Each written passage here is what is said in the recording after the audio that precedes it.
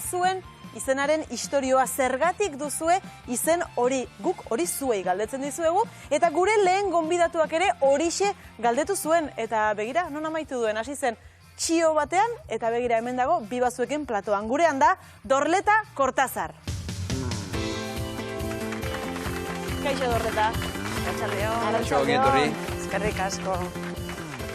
Dorleta, horrela izan zen ez da, zuk txio bat jarri zenuen, galdetuz zein den jendearen izenaren historioa. Horixe da. Iruditu zitzaidan galdera proposa izan zitekeela txio herrian botatzeko, baina beste barik bota nuen eta erantzun pila bat jaso genituen, egia esan. Bai, erantzuna, hori da, hortxe dago zure txioa, zein da zuen izenaren historioa, horixe galdetu zenuen, eta erantzun asko jaso zenituen, emaitza ona izan zen. Bai, egia esan nik Twitterren oso zalia naiz, baina ez daukat alako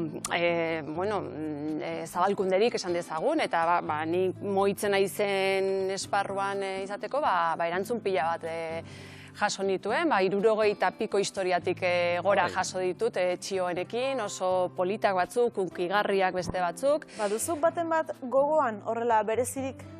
Asko, zeuden batzuk hori, esaten zutenak etzekitela zergatik, beste batzuk, Alex izeneko batek bai kontatu zuen, bere ama gaztetan neskame izan zala etxe baten, eta familia horretako semea, ingenierua zana, hiltzala gazte, eta orduan amak semea eukizuenean adibidez, bere etxe horretako semearen izena jarri ziola adibidez. Lako historio politiak badago beste bat adibidez, Maider izeneko neska batek idatzi zuen esaten bere amonak beti Marieder deitzen ziola. Eri ere bai. Eta aldiro zuzentzen omen zion Maider, eta amona, Maider, konturatu zen arte bere amonak perfectamente zekiela nola deitzen zen bere biloba, baina ze polita Marieder, ez? Norbaiten amonak Marieder deitzia ze polita. Dorleta Kortazarrekin ari gara hizketan izenak eta izanak, zuei ere eskatu bizkizuegu bideoak, eta laster baten arratsalde osoan zehar entzungo ditugu zuek bidalitako proposamenak oso politak eta interesgarriak asko. Eta Dorleta, zuk jaso dituzun hoien artean, hoietako norbaitekin edo izenen batekin ipuinen bat egin duzu adibidez? Sortu duzu zerbait? Ordutik ona ez, oraindik ez, baina badaude historia politak agian ari tiraka zerbait sortu daitekena, baina momentu honetan, galdera bota nuenetik oinarte bintzat ez dute ipui berririk sortu, orduan ez daukat izena bilatu beharrik. Zu Dorleta zara? Bai. Eta zergatik Dorleta? Horrez, zuk izango zenuen zure barne gatazka, ikusi irakurri dugunez, ezta?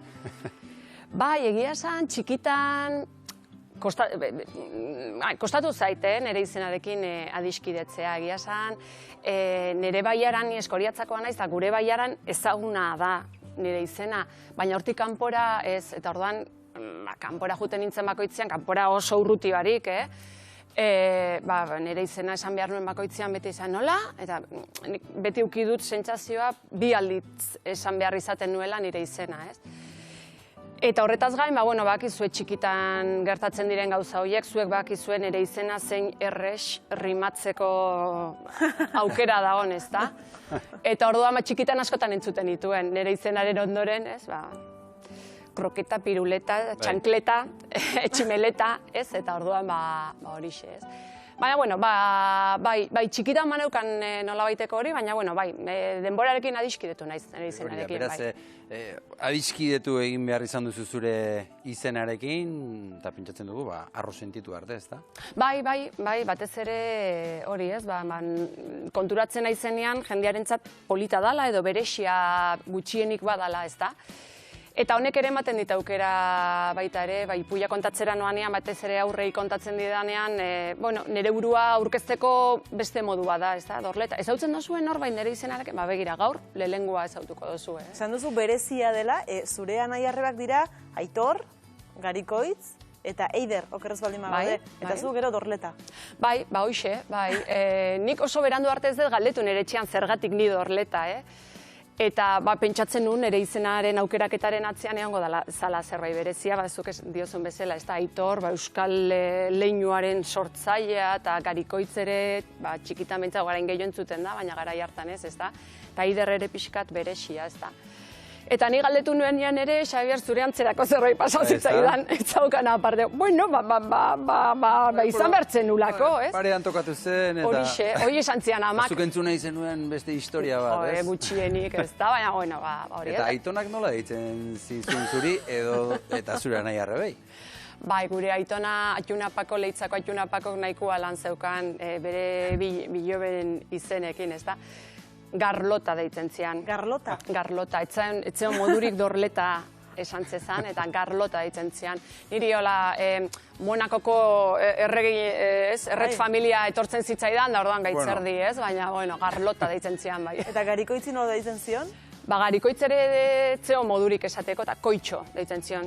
Koitxo. Garikoitxo pentsatu nahi dut, horrekin gelditzen zen, ez da? Koitxo, eta gainera oso harreman bereixa zeukaten, eta horri biltzen zian biak baserrian elkarrekin, baina nire anaia Aitonarentzat Koitxo. Eta Eiderri? Bueno, Eiderre Aitunak bakarrik ez, zenide askok ere zaitasuna zuten esateko, Aier askotan, Leitzan behintzat, Leitzako familia da, eta Aier nire izpa, bai. Beraz, zuen familian izen horiek, gerora ze izen etorri dira ondorengo belaunaldietan? Bai, egia esan gu iritsi arte santuen izenak ziren iaia ohikoak, gure familia, Eskoriatzako familia iritsi zan Leitzara, eta ja hor pixkat hasi ziren gauzak nazten. Eta ordutik aurrera ere, hori ez, Ainara, Aritz, Irati, Lorea, eta gure Atxunapakok esaten zuen, oik ez die pertsonan izenak. Horiek naturaren izenak, ez? Bai, bueno, gaurre familia sekretu asko gehiagitxo kontatzen ariotena zen hemen, Dira, esan dizuegu, zuei ere galdetu dizuegula zein den zuen izenaren historia, eta erantzun batzuk jaso ditugu. Gaur, hainbat bideo ikusiko ditugu, hau da, lehendabizikoa. Kaixo, ni zelai naiz, eta dorletan txioari hartan kontatu nun bezala, ama urdun zeola, behan gurason lagun bat kartzelan zeon garai hartan, Pepita Soroiz, eta anaiek Joselontxo kontatu zien nola Pepitan kartzelako kide bate aurdun zeon, ama izatear zala, eta nola zelai jarriko zien izena, eta gurasoi gustatu eta alaxe jarri zien zelai neire. Eta, bide batez hemendik besarkada bat Joselontxo eta Pepitai. Ondo izan. Kaixo, hitzea naiz, ez aizea, ez hitzia eta ez hitziar, eta bar. Berako etxe bat da hitzea, Pio Baroja bizi izan zen bertan. Nere ama bere liburuen oso zalea zen, eta besteak beste, horregatik aukeratu zuten izen hori niretzako. Bueno, ni Sara deitzena zerriza itxik. Nire itxata osa bat ziren bertara arratzalde pasa, eta zerbeza baten bueltan konturatu zirian zelako herri politxian eguazan, eta zelako isen politxaukan herri horrek. Eta, azkanian neuri erabakie benipintxia Sara isena. Ni Eder naiz. Eta nire kasun, nire izena nik aukera honon etzien gurasoa jarri jaio nitzanean. Jaio zienean jarritako izenai aldaeratxo bat inien transitua inunean. Hau da, transitua da pertsona bat transexuala danean, nire kasun adidez gizonezko bezala bizitzen hasteanean aukeratzen izena. Eta izena hau ez da derrigorra aldatzea, danak ez du aldatzen izena, baino asunto legalatikan eo gizartian adibidez, ez dakit ez da normalena bezala adibidez Julen izeneko mutil bat, neska bat egotia, orduan, holako kasutan aldau egite Julen izan lehik adibidez, eta hori da nire izena jatorria.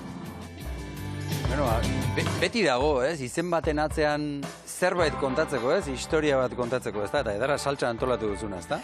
Bai, egia esan oso historia politak ateatzen dira, bai, eta, niretzako ere norbaitek ez badaki, beti da momentu polita, ez da, gurasoei galdetzeko zergatik jarri ziguten izen hori, ez da?